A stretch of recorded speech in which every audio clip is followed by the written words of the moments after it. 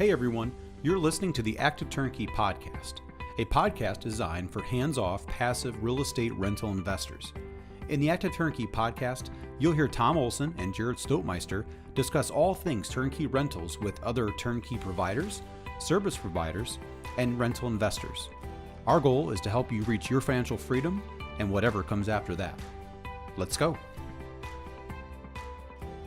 Hey everybody, welcome back to the Active Turnkey Podcast. I'm your host, Jarrod Stoutmeister with the Tom Olson, and we are back for another podcast. This is number 45, I believe. And Man, how do you know what numbers they are, Jarrod? I keep track. Highly organized. Man, I do not think that way. I've been on. We have the Good Success podcast, and I'm like, we're around 250. I have no idea. Well, I kind of push them out to our list too. Yeah, so I kind of have an idea. Jarrod knows exactly where we're at. 45. Podcast number 45 of the Active Turnkey Podcast. Yeah, we're just going crazy. Throwing them out there. I mean, I think we're coming up on our millionth download, right? We're approaching it. We're approaching it. Yeah. We can see it in the distance. Sure. With like a telescope. No, but we're good. No, but we enjoy. But this podcast is going to be the one. Oh yeah, this is going to put us over the top. This is going to change everything. Everything. So, but it's just something that's exciting. A lot of people who have been coming in actually to our list. We've had about 25 people in the last 2 weeks join our buyers list, which is pretty cool for us. I went to lunch with a guy this week, and I was like telling him what we do. Uh-huh. And then he was like, he stopped and he was like, why would you do this? Like, I'm like, this is what our business is. This is like, we try to provide value for people, right? And he was like, just so shocked that like somebody would actually like do this for other people. Like he understood why they would do it for themselves. He just didn't know. Yeah. And then when I told him that he could get, he's like, oh really? Like, so I told him he could get on our list. Mm-hmm. And then I you do the same thing when you talk to somebody. I told him, I'm like, now I do want to let you know, like if you're serious, because he said, well, maybe with my next owner distribution, I'll buy a rental house instead of like, going on vacation, or instead of like buying. I think he had just bought some kind of motorhome or something, Nice. And I was like, well, that'd be a good idea, And I said, well, I just want to let you know, like sometimes these houses sell like super fast. And he's like, well, I can imagine. And I'm like, so it was this guy's never done a deal with us before, but he understood very quickly how valuable the service that the turnkey provider provides is. And that's just. And he didn't even know what a turnkey provider was. Well, and that's just a superb segue, or it's going to provide us the avenue for that's what I thought, Jarrod. That's kind of why I said that. Okay, I had no idea what you were doing. I was thinking about it. I know what you're doing. Yes. And now I'm acting like I'm in control of the right. segue. Perfect segue, Jarrod. So we ruined the perfect opportunity of a good segue. But today's podcast, we're going to talk about pain points of a turnkey provider. So it was interesting. So Tom and I, occasionally I'll reach out to Tom and say, hey, what are some ideas you might have about a podcast?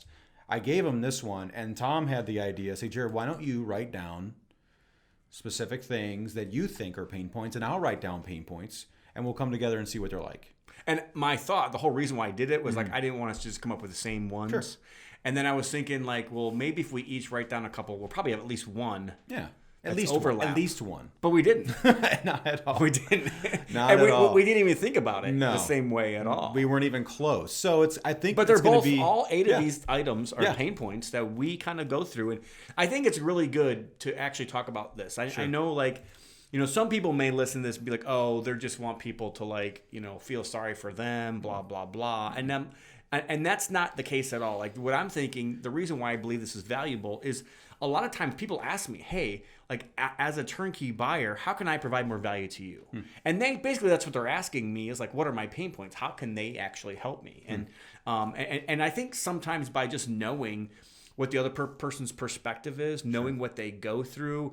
We try to understand what the turnkey buyer goes through. We have meetings just specifically designed to how can we provide a better service? How can we We even wrote what to expect in a great property manager, just kind of like give you the perspective of, hey, like I own properties as well. I own properties that are not just here in our local area, but are also in other areas. And we have a property manager on those ones as well. And like I want to look and try to find a good property manager for myself. So I understand a little bit, but I think understanding from our perspective, what are our pain points? What are the things that we're going through? And some of these might just be this year. Some of these they're not always pain points. Sure, yeah. But this is our perspective on this subject. There's definitely ebb and flow, and once we get into it, you'll see that you're absolutely right. There were some of these issues were not issues 4 years ago, 5 years ago, and so we'll definitely jump in. So who wants to go? You want to go first, or do you want me to go first? Well, let me set it up here. So Jarrod went through and he thought the perspective of us as we're doing our daily business. Yes, correct. Like we're in the grind. Like this is a real business. It's not. This is not just like we post a house on the MLS and people buy it just because that's what you see here. We don't just do a podcast, and Jarrod doesn't just send out a list. There's a lot more that has to happen. There's a lot more. Yeah, a lot more that has to happen in order for us to be able to provide great rental properties for our investors. And I don't want to skip over because my very last statement that I have to say, like, to me is like the biggest frustration for me. But I think my last one is the biggest one and more bigger and stronger than yours. More bigger. Don't come to us for grammar, everybody. But I done said that wrong. However, so Jarrod, why don't you just kind of give your first one? Sure. So this is one that I thought was, hey, like this is in the day to day. This is the grind, absolutely, and this is one that we're struggling with this year, and it's one of those things that we necessarily maybe 5-7 years ago we weren't necessarily struggling with. No, that was exactly where I was going. So it's more or less inventory acquisitions. I mean, when I first started working with Tom, we were wholesaling primarily, and low hanging fruit. I mean, we were how many, like 5,000 bids a week. It was amazing. Like how many houses were available. Yeah. And we were just throwing deals back like crazy. And so, I mean, it's like, no, we'll get, we didn't like that one or something. It's funny you say that because I just told my wife like last week, we drove by a house and it was like, we didn't buy this house for $35. And today it's worth like $250. Yeah. I know. It's great. You see, it's interesting. I actually I've been telling people that I see wholesale signs in Gary now for the same price that we were wholesaling in Maryville. Right. When we first started wholesaling. It's really interesting how the prices have gone up in Gary, but that's one of the issues we have. And I think that's universal. I mean, some of our turnkey buyers, they have the same issue. And that's why some people even come to us, where do I find consistent inventory? They maybe put some bids in, they either miss out on the deal, or when they do get under contract, they see that the house is a disaster, so they have to back out. But it's a lot of work. So it's not just like we found a house. Like we have to go and find 20 or 30 houses to get one house and to get one deal. So there's a lot of work that goes into that. Absolutely. So Jarrod's going to talk about like what our business does and their frustrations. I'm going to kind of talk more about the frustration or the what do we call this podcast again? Pain points. The pain points. So from my perspective, I looked at it more from like the investor. So what are some things that maybe some investors do, or how they operate, or how they work with with us or with another turnkey provider that is kind of a pain point. And the first one that I came up with, and this just so happened that just happened yesterday. Sure. To me. It's fresh. But somebody complained about something that was just really, really petty. It was just like one of those things where it's like, and come to find out, it wasn't our fault at all. It was actually the tenant's fault. Go figure. But like kind of complaining about things that like, okay, well, you own a rental property. These are some of the things that happen when you have rental property. You have to pay for garbage if the tenants don't pay for garbage. You have to do like, what I'm saying? Like you have to come up with, there are things that you agreed to do. And sometimes tenants, call and they do things. And then somehow like even I get complained, Two, like, well, I wish I would have known this. So I'm like, well, like, I can't always tell you everything that's going to happen about every single item. Yeah. I mean, and that's just an example. Obviously, Jarrod, you could probably come up with another, a million different examples about, and to me, it's like, it is what it is. Yeah. I have a property manager, and there's some things that they do that I was like, that's not how I do it. I wouldn't do it that way. But that's their process. They, they manage plenty of doors. They know what they're doing. They have a process, which I think is actually more important than following what I think you should do. Is the fact that you already have a process. There's probably a reason why that person has that process. But that was my first one. Is they just complain about petty things, just moaning and groaning. And at the end of the day, like, to me, that weighs on me, and that's a hard thing on me because I really want to make everybody happy, but I just know at some point you can't. No, I mean, because of what we do, and again, we're talking about the day to day in our operation, we get bad news all day long. I mean, that's kind of where we live.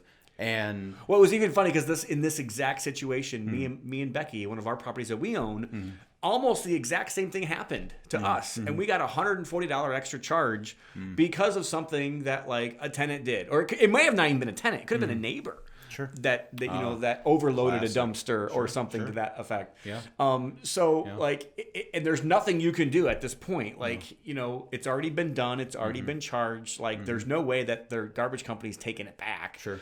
And at the end of the day, like, I could spend how long? I mean, you could spend a lot of time complaining about it.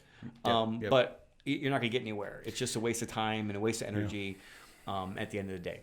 Yeah, I think if you're going through things, you'd like to figure out, okay, well, what are some things that had this happen? And if it maybe could have been avoided, sure. But like you said, I mean, if people are dumping, like, that's been an issue. In fact, in many different places where they see a vacant home, people will dump they'll dump their trash. I mean, it happens. And then the city calls and it's on the owner's property, whoever that is. We've seen that happen all over through Gary. And there's just not much you can do. And so it's frustrating. But again, that's just one example. There's lots of other examples, lots of other things that could be for that, but just complaining about petty things. So, Jarrod, what else you got? So acquisitions. Kind of following along my theme. About petty things. I have finding good contractors. Oh, yes. This is a pain point. Yeah. So when you're trying to provide value, again, one of the issues, like Tom said, is it's a lot of work to get one deal, and then now magnify that and build that on top of trying to provide consistent inventory to many different investors. And to do that, you have to find inventory, but then you also have to have contractors, good qualified guys who are going to have a good product, because that's what these people expect. Whether you're a home buyer that we're rehabbing for or a turnkey buyer, you're expecting a good product that you can count on consistently. That's going to be a good product. Yeah, and this problem is even kind of interesting because this has kind of ebbed and flowed over the last 5, 7, 8 years.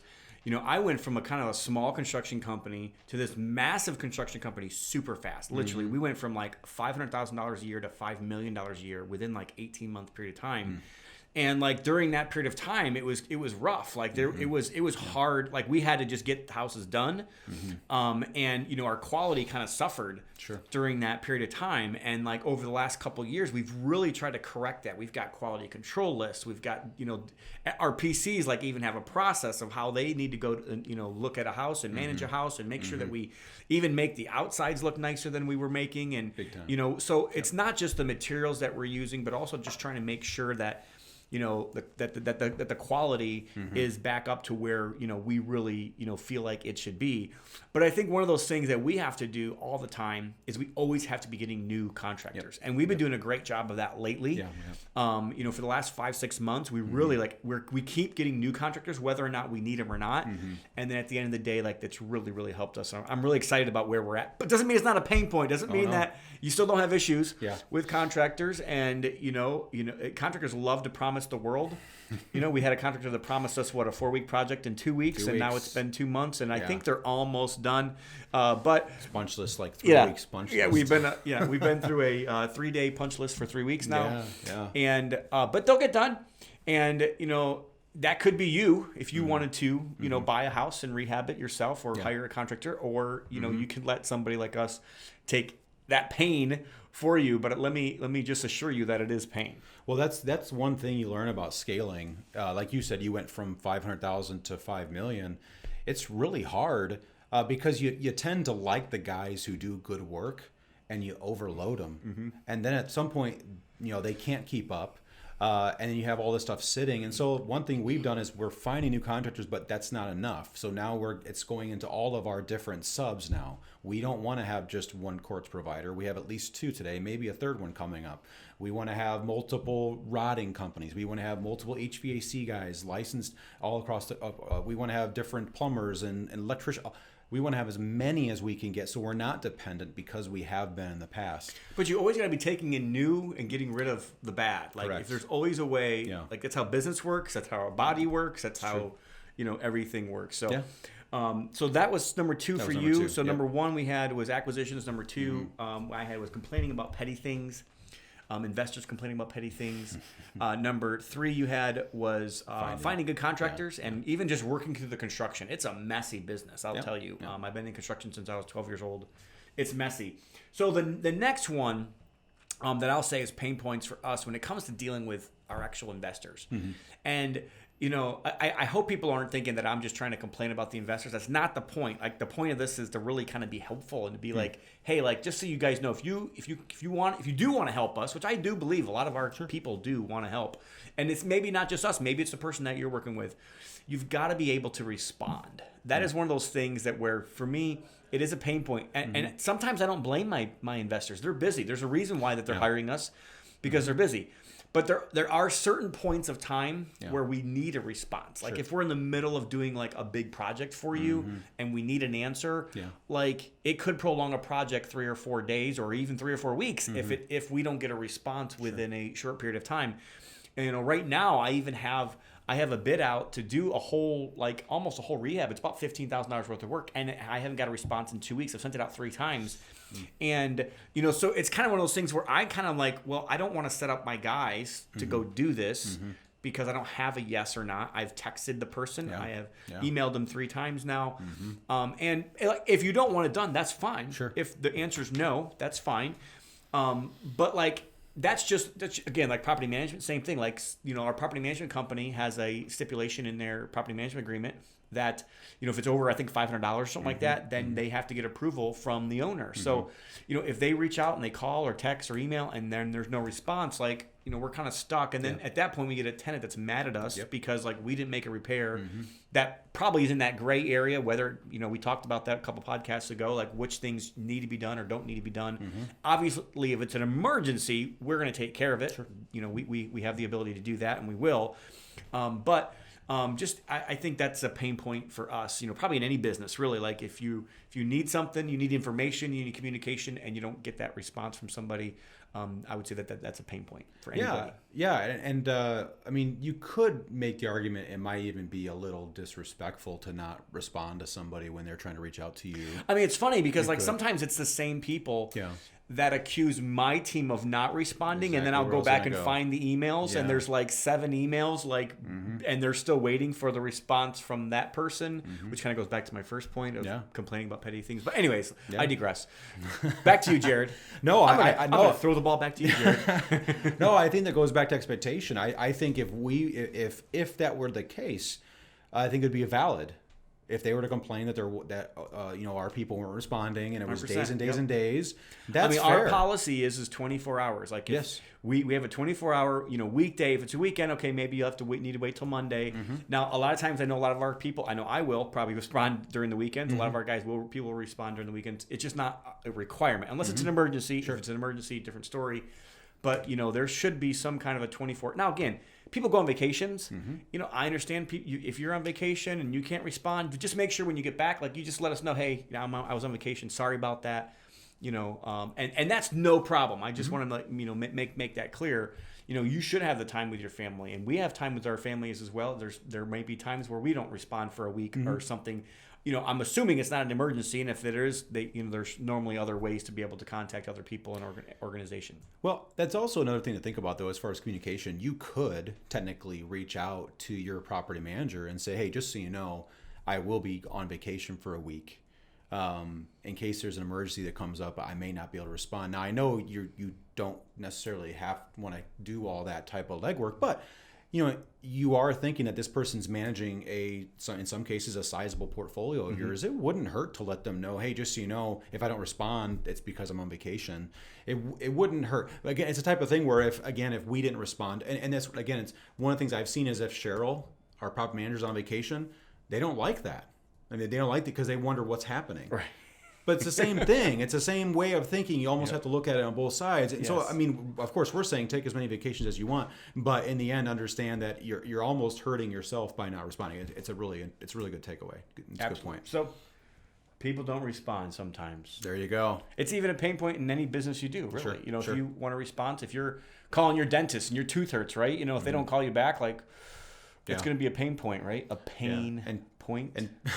And people love somebody who's great at response time, right? I mean, when we find that person, we love being able to say that's the person to go to, right? We see that 100%. So all right, so Jarrod, your next one. What do you got? So again, bringing it back into like the day-to-day business that I'm living in, which again makes a lot of sense. It's extras. Extras come up. Extras and rehabs. Well, the thing is, what's funny, Jarrod, is like our turnkey buyers don't really normally have to worry about this. Nope. Now they could if they were in the active turnkey process. So Yep. the active turnkey process for you that are just new to the podcast and haven't listened to the original ones is when somebody buys a property, basically wholesale, they do the rehab themselves. We might like do the rehab for them, and then they rent it, they refinance it. Normally they're paying cash for those active turnkeys. They pay cash for the rehab up front. And we did many of these, hundreds of these, for clients years ago. And the clients would have to consume that extra. So this is one of those things that I want to let you guys know that, hey, you had to feel it if the people that are listening that were actually gone through the active turnkey process. But we have to feel it on almost every house, right? Oh, yeah. Well, I mean, I do on occasion have investors that ask, hey, when you sell these turnkey, do you give back any equity? And I'm like, no, because of this. I mean, we have to eat the extras.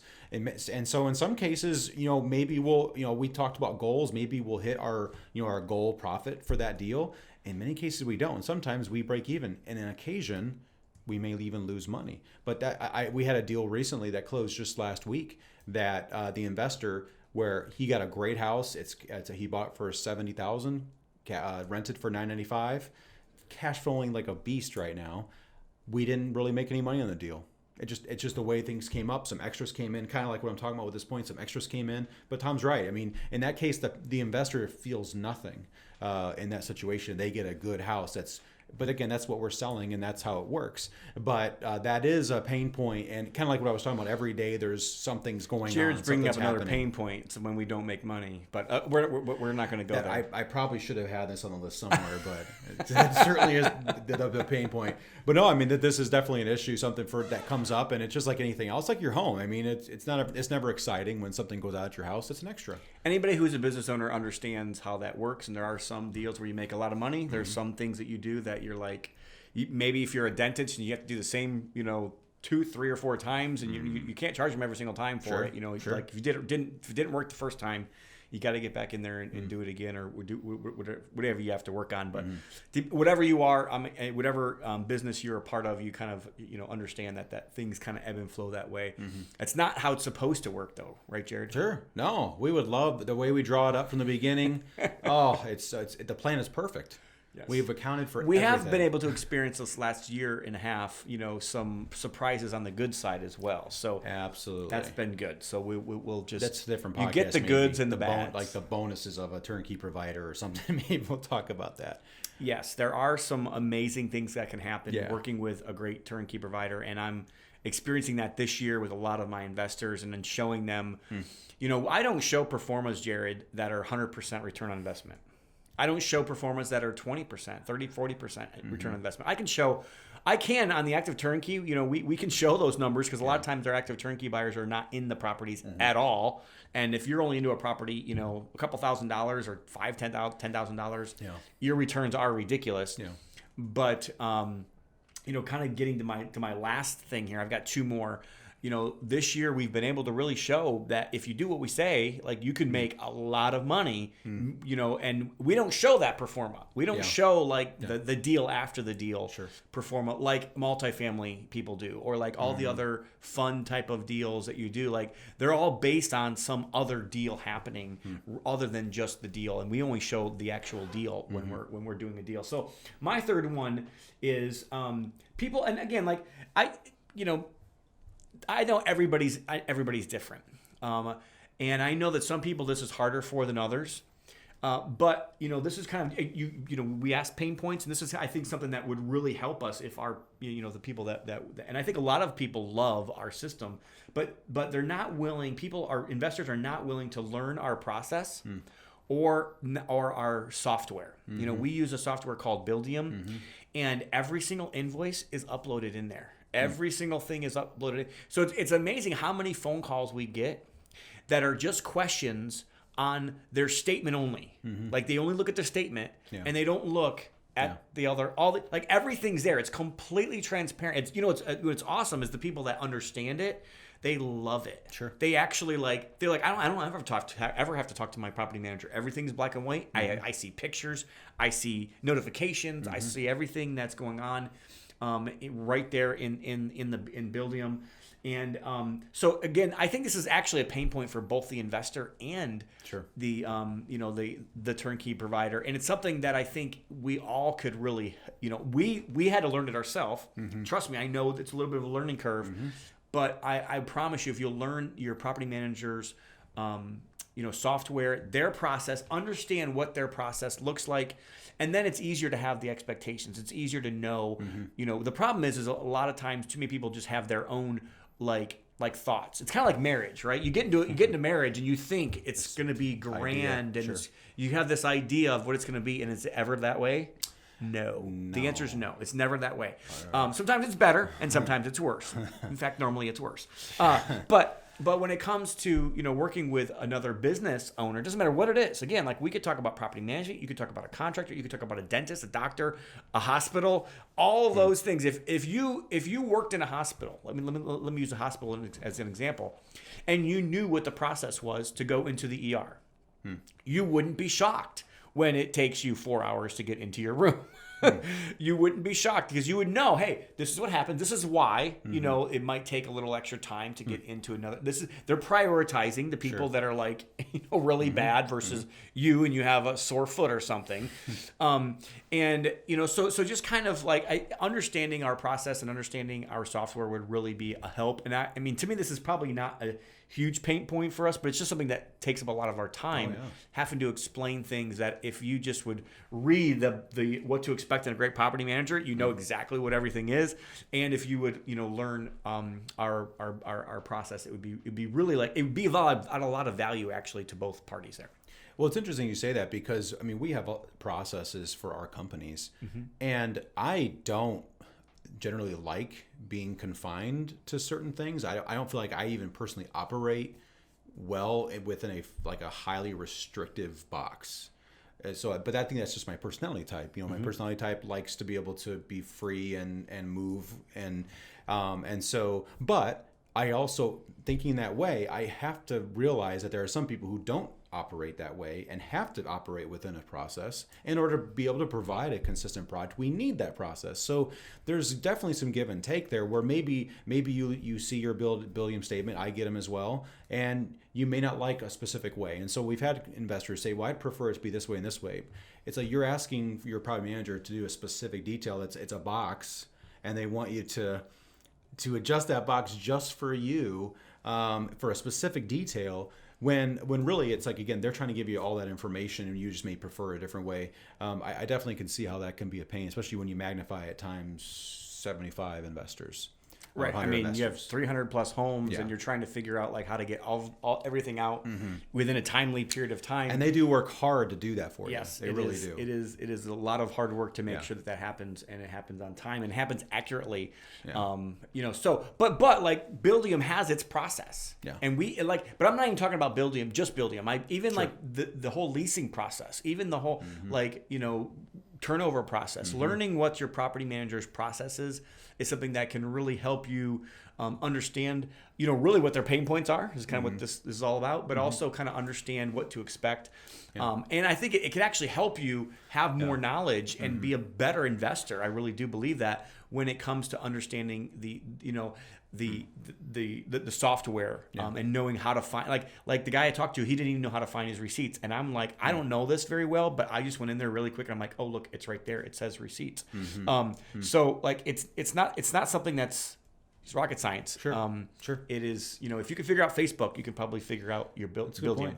Well, what's really interesting too, though, is if you figure that out, the idea is when you jump in and start looking at a process, you find out what's important to people, and toy around with it, and really see how much people really care about it. So the people who are really thorough and they care about their job, if you go around, toying with their process, they don't like it. They think it's important, especially and the details that are within it. It's very. Well, it's amazing to me because the people that I think are more like that, they love building them. They love the fact that we have all this detail. Because they can go in and they can find it at their leisure. They can do it in their underwear at midnight if they want to. It doesn't matter. They don't have to pick up the phone. They don't have to do it. Be constrained to their certain hours or whatever. And they can kind of just find out the information that they need really at their fingertips. So it'd be really helpful. I think it'd be helpful not just only for us. I really do think it'd be helpful for you. So Jarrod, your last one. Last but not least, closing timelines. What's interesting, Jarrod? I looked at our closing timelines this year, and you know that we are closing our retail deals faster than our turnkey deals. Yeah, and so like that's come up. So I mean, and that's not normal, guys. Just no, I agree. So like, so one issue that's come up with that is we are not selling our turnkey properties like we used to. When we would market a property for sale to our list, it was done, the rehab was finished, and the tenant was in place. I mean, it was like, it's already ready to go 45 days or less, it's closing. Today, because of demand even, we have investors coming in on visits and say, hey, I want to buy that house. And we just started the project 2 weeks ago. So now we have almost an entire scope of work time to do a rehab, then place the tenant and also get an appraiser in there and move that timeline. So it's like we have this built-in 20 to 30 days on top of a 45-day closing timetable. Even the 45-day closing table seems like this year it's been moved off. I don't know. Maybe it's just the feeling. Maybe it's just looking at it. It just seems like, especially with COVID this year, it's really pushed things off. And even getting appraisers in to with tenants has been it's taken us longer. And then like appraisers this year, it's like I don't know what happened. It used to take 3 days, 4 days for an appraisal. Now it's like 2-3 weeks. Yeah. Every time you need an appraisal. It doesn't make any sense to me. Yeah. But I'm not doing that job, I guess. But absolutely, like closing timelines is something that is obviously a pain point for us, and I don't really know what to do to fix it or what to do to help. But other than to just say, if you're an investor and you're buying a turnkey property, like make sure that you're communicating, make sure that you're getting the stuff that you need to your. And honestly, like I have found that you can push as well. Like I just closed on a personal second home for us in Florida. And like I had to push, and I still didn't close like when I wanted to close, but I closed 2 days after that. And I bet you, like I can tell you, if I wasn't pushing this whole time, it probably would have taken 2 to 3, 4 weeks, maybe longer, if I would have just like, kind of went through it and just did whatever I wanted to do when I wanted to do it. It's the follow up that makes sense.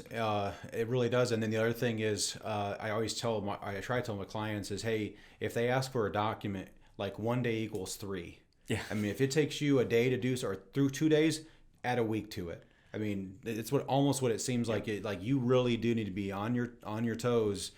If they ask for a document, I mean, you need to get to them that day, or every other day seems like an extra 3. It's crazy. So we come to the very last one. I'm not sure. We're doing pretty good on time on this one. I was wondering how long this was going to be, but it's good. So this last one is one that like I'm kind of going through to a certain degree right now, but I've gone through it. This has been probably my biggest pain point with doing turnkeys for the last 7 years, really, honestly.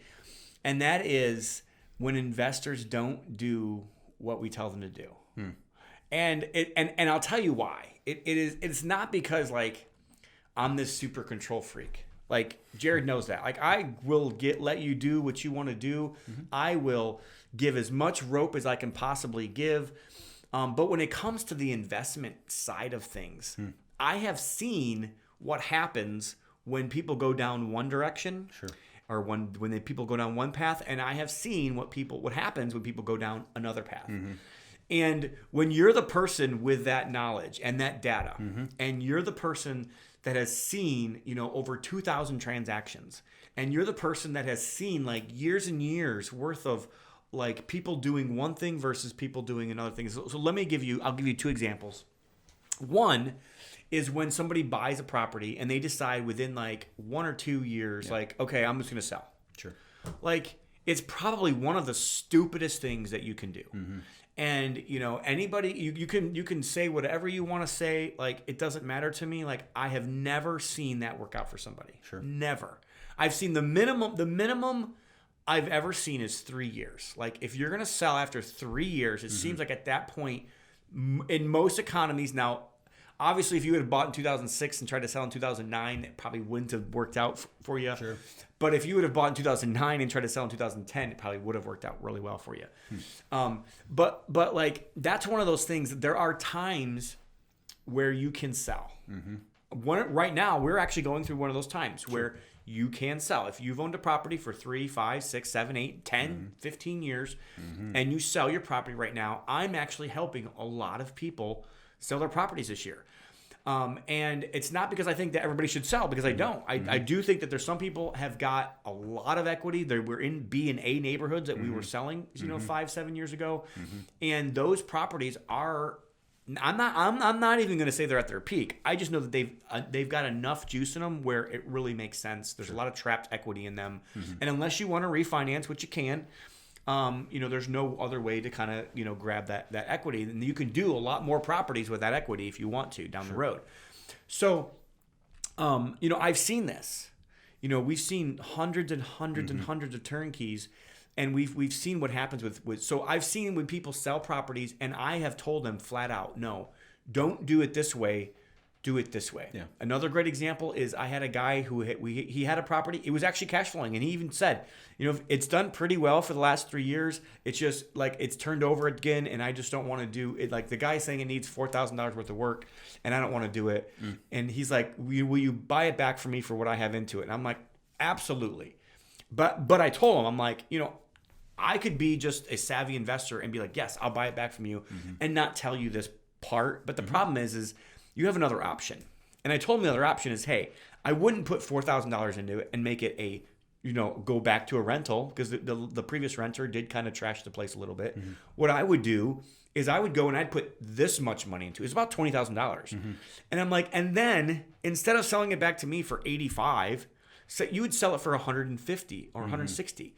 And he didn't want to do that. And at the end of the day, that's exactly what we did. And we ended up selling for like $160,000. And and then even at the end of a project, like what we tell people, if you are going to sell your project at the end, go and make it retail. Make it like, so now it's like you're going to get competing offers, and things happen. Funny things happen in hot markets with competing emotion. You get $20,000, $30,000, $40,000 over list price. And we're seeing this happen, but that doesn't happen if you just pull the tenant out and throw the house in the market. In fact, you get like nitpicky, people buying those properties, and then you don't get as many offers. You don't get. It's kind of like the reason why we put granite in a rental property in Gary versus like crappy Formica like every other person does in Gary, Indiana. We do that for a reason. Why? Because we get 20 applications and they get 2. And guess who gets the better tenant? Every time. So again, there's a lot of things that a lot of reasons, a lot of things. But at the end of the day, choose a property manager, choose a turnkey provider that you're going to just go all in with it. You're going to go with them. You're not going to like pick and choose what you want to do, what you don't want to do. Like if you're in it with them, then stay in it with them. Do what they say, and then see how it works out at the end. See, like if you do what they say, see how it actually works out. And it's awesome. It's amazing this year because I'm showing people, really, Jarrod, I'm showing people how they've made 100% year over year, not just total IRR, but year over year, over 100% on their money by just doing what we said to do. And again, I'm not advertising that. We don't send that in our performas. We never even show you what the real numbers, what the deal after the deal can look like they always do when you see a multifamily performa. When you see those big deals that they're like, we're showing 20-30%, that's only if everything works out perfect and only if there's a sale on the back end. But if that doesn't happen, then you're making 6 or 7% at the end of the day. So we try to be very low upfront expectation and just really try to perform as high as we possibly can. And if you find somebody else that's like us, like grab a hold of them and let them understand like how much they're working for you and how much they really do they need to make money? Absolutely. And if you're one of those type of people that don't think the people that you're buying from should make money, then please don't buy from us, number one. Sure. And number two, just I don't even know what you should do, because at the end of the day, if everybody doesn't work, if there's 3 or 4 people at a table and any person takes too much, guess what? The whole table flips over for everybody, and it's not good for anybody at the end of the day. So you want your property manager to make money. You want your turnkey provider to make money. You want to be good for him, but you also want somebody who really is looking out for your best interest and that is trying. They may make mistakes. They may do things that you wouldn't do, but at the end of the day, I would suggest stick with them until let it run its course. Let it see what's really going to happen. And I promise you, after 5-7 years, if you found those good people, you're going to find out what's really happening. And that's it. When people don't do what we tell them to do, it is one of those pain points for me. And it's not because I'm trying to control people, but it's really because I've seen the path that they're on. I've been on the path. I've made some of the same mistakes that I see people trying to make. And I've made other decisions, and I've seen how things have happened. And the data tells me that you've got a clear choice, and it's obvious to me, but I know it's not. And I understand why it's not obvious to a novice investor that's only owned maybe 10 properties in their whole life. I get it. I have empathy, and I understand why you even ask the questions, and I understand why you wouldn't trust. But I would just implore you and just encourage you, find the people that really are passionate about what they do, and they're passionate about making you money, and then trust them. Go all the way with them, and then see how it ends up. At the end of the day, it's never going to be the end of the world. Sure. Unless you find a crook, which, yes, there are crooks out there. I don't want to ever say that there's not. Do your own due diligence on people. Make sure that they are doing what they say they're going to do. But at the end of the day, once you find that out, go all the way. It's interesting you say that, because in many cases, what we've seen are guys who try to get out, there's another opportunity that's available to them, and they're really trying to get out as quickly as they can.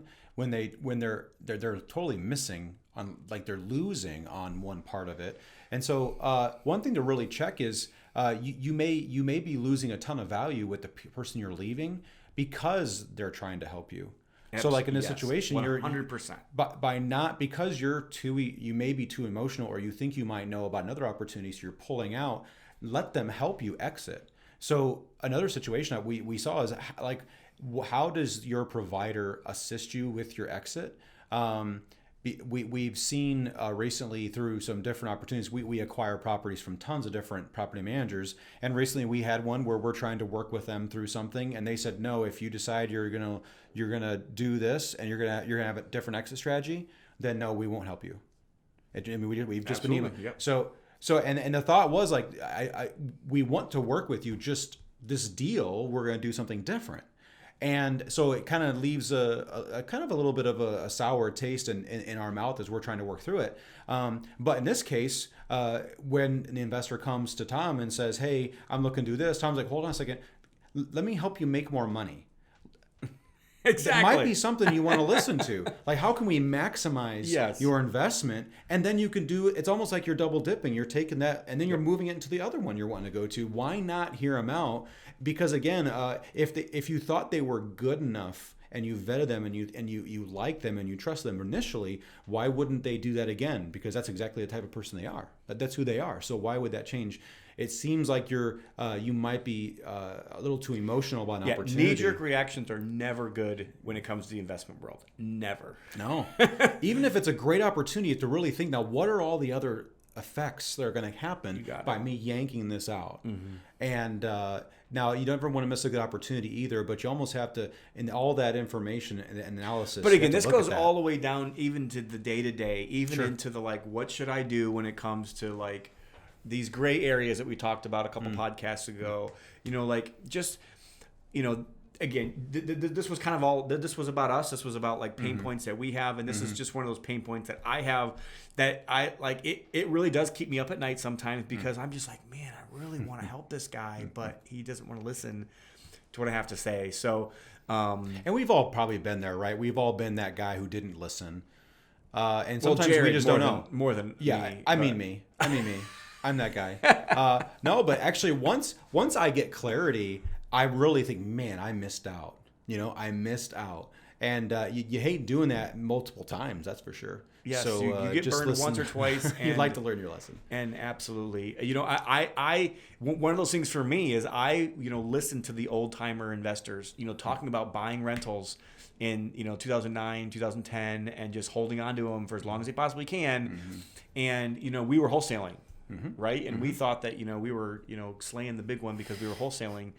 And at the end of the day, I did. I totally thought really wish that, you know, some of those houses we would have held on to for 20 years. And that's the thing about rentals. You know, if you're not going to get into this for the long game, this is not for you. Nope. So make sure you remember why you got into this in the first place. And then if opportunities arise within the market, then fine, take advantage of them. I'm never trying to tell people to not take advantage of the market if the market's doing something that you can actually take advantage of.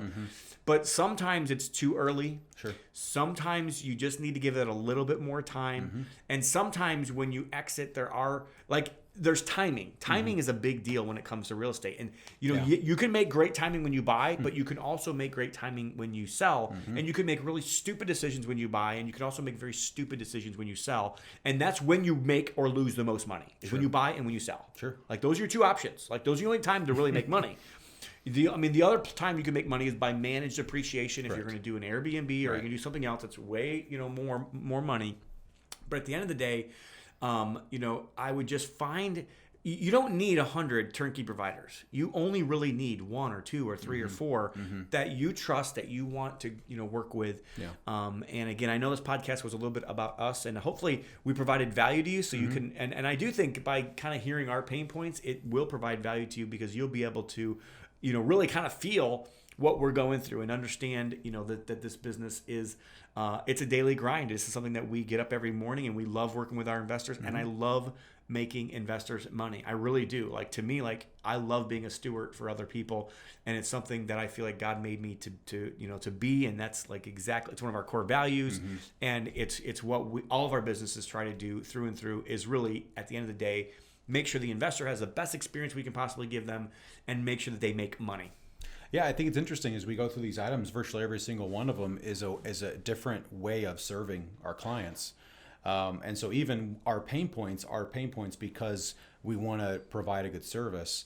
And so like each one of yours is like literally trying to, how can we help you make more money type thing. Can you trust someone who's done it for a couple times and really wants to see you excel within your investment. So definitely hope this podcast has brought you about value, the pain points of a turnkey provider. Yes. Yeah. If you are interested in being in on our list, you can go to www.buyolsengroup.com. That's a BUY. Like, you're going to buy a bunch of houses from us at some point. See, when we get them, right, Jarrod? Because we're that's correct.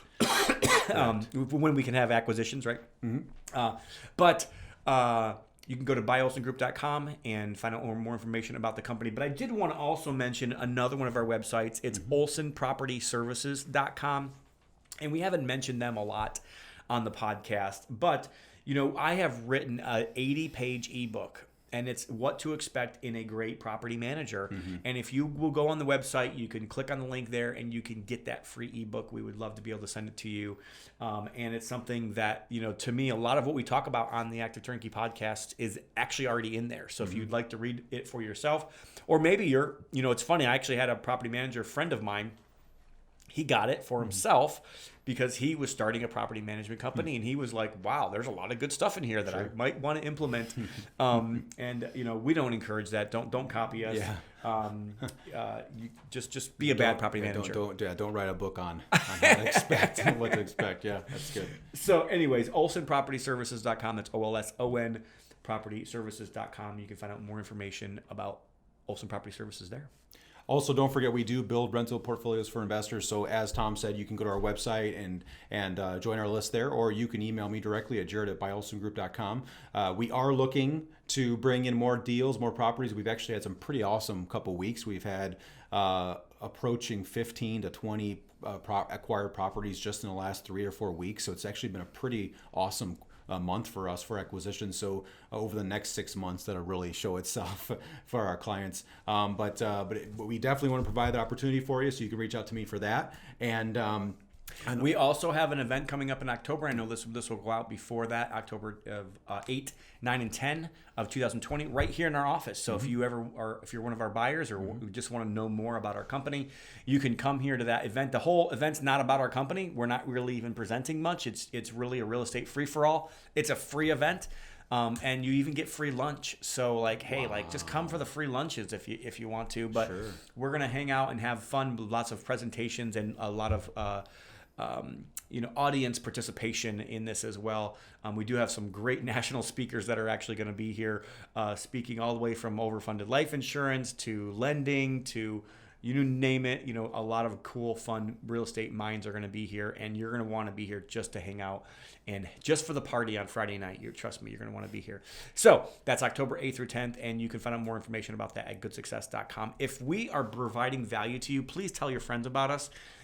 Go to the Apple Podcast, give us a 5-star review, give us a subscribe, thumbs up, whatever you can do, shares. likes, those things are all awesome, and we would really greatly appreciate it. And even Google, you can even 5-star Google us. Wow. So on our website, you guys are going to be busy. All those things. So do them all. Everybody, now, stop what you're doing and just give us all the reviews you possibly can. It really does help us. That's it. Awesome. Active Turnkey, the best way to buy rentals. Thanks, guys. Olson Group Network makes no warranty, guarantee, or representation as to the accuracy or sufficiency of the information featured in this podcast. The information, opinions, and recommendations presented in this podcast are for general information only, and any reliance on the information provided in this podcast is done at your own risk. This podcast should not be considered professional advice. Unless specifically stated otherwise, Olson Group Network does not endorse, approve, recommend, or certify any information, product, process, service, or organization presented or mentioned in this podcast, and information from this podcast should not be referenced in any way to imply such approval or endorsement. Any third-party materials or content of any third-party site referenced in this podcast do not necessarily reflect the opinions, standards, or policies of Olson Group Network. Olson Group Network assumes no responsibility or liability for the accuracy or completeness of the content contained in third-party materials or on third-party sites referenced in this podcast or the compliance with the applicable laws of such materials and/or links referenced herein.